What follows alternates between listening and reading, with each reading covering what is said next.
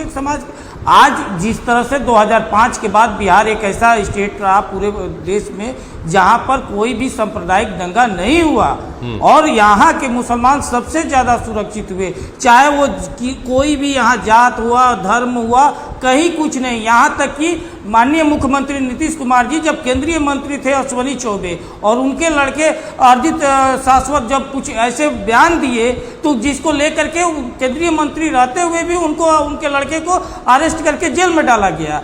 चाहे कोई भी अगर आया हो उस तरह का बिहार में थोड़ा सा अगर सोच रखा हो तो उसको एयरपोर्ट से ही उसको वापस कर दिया गया। ये 2005 से बिहार का रिकॉर्ड है।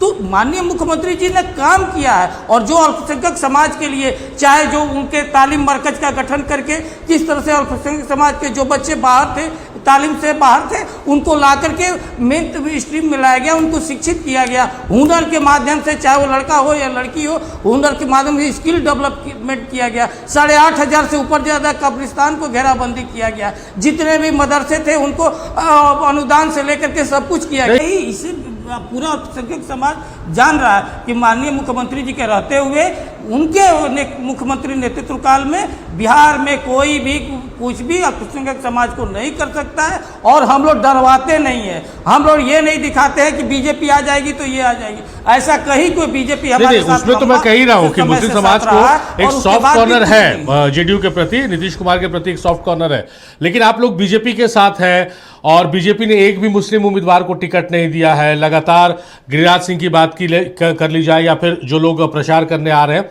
कहीं ना कहीं तलखी जबान में है उस पर्टिकुलर समुदाय के खिलाफ, तो कहीं इसका खामियाजा आप लोग को उठाना ना पड़े, क्योंकि आप लोग तो सटे हुए बीजेपी के साथ, मतलब एनडीए का हिस्सा है आप। हम किसके साथ सटे नहीं है, हम टेस्टेड हैं।